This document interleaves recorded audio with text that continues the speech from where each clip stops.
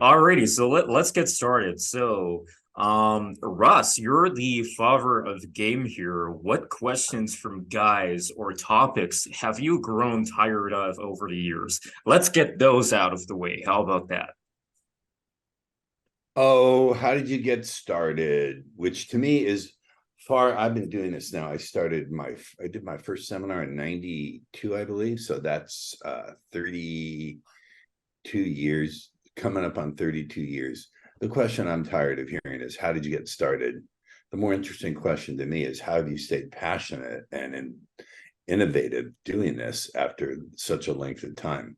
That's the interesting question. What has kept me passionate and creative as ever? And then I get questions like, did you really sniff Carmen Electra's ass? And by the way, I wasn't trying to sniff it. I was trying to kiss it as a joke because everyone there is metaphorically kissing her ass. So I thought, let's make fun of all of them and physically do it, but it looked like nothing. The Neil.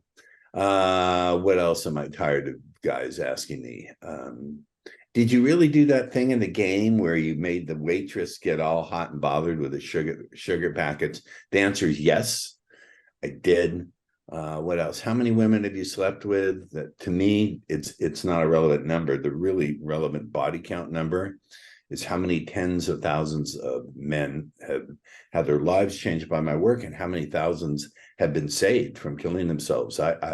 It's not atypical at all. When I used to events, I've officially retired because I've moved on to doing more lucrative things.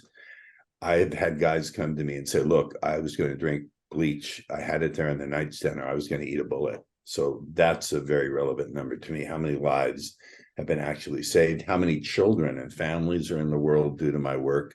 That's very deeply fulfilling to me when I get emails from people with attachments. Here's a picture of my kids and my wife, and et cetera, et cetera. So those are the questions that I get that I find irksome. Yeah, I completely agree though. That's very interesting actually. Justin has just jumped in here, so let me just quickly introduce him. Justin's intro. What did I write here? So, traditional conservatives hate him. Everyone in India wants to be him. Only one person from India has ever gone to space. But this guy is the only guy from India to have ever had multiple white girls as girlfriends. He is so short, if you thought the CN Tower was huge, it's 2 times bigger for him, as Justin Mark. I, Hey guys, what's going on? Hey, Hey, what's up, Justin. Ross? How's it going, man? Peace, all man. good. What's up, guys? I couldn't have come up with such a funny introduction. That's brilliant. Spontaneously, but there Get we go. the Well, not spontaneous, warm introduction. just a few hours ago. And of course, he's calling in from Toronto. I know where he is, so there's that. Yeah, I'm just gonna get back onto what Ross was saying.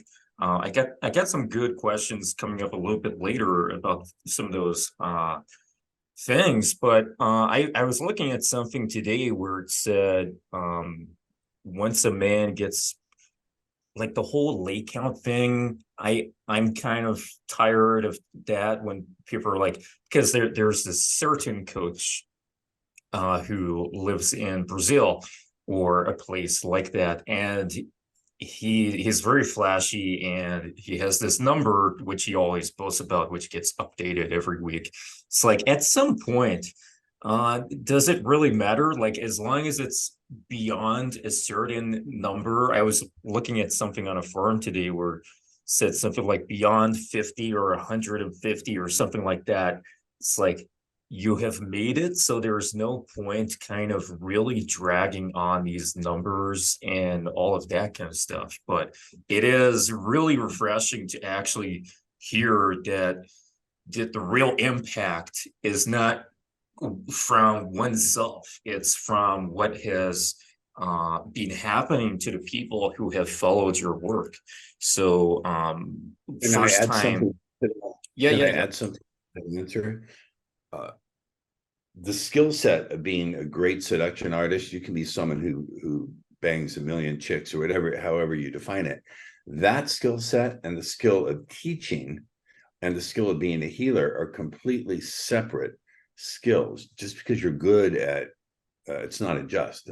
The accomplished fact that you're very good at seducing women doesn't mean you have this very complex and intricate skill set to teach it. And it doesn't mean you have the ability to heal the very traumatized people who are coming to you. I want to dive into that topic later. So forgive me for interrupting, but I really wanted to, excuse me, I'm so sorry to get that point across.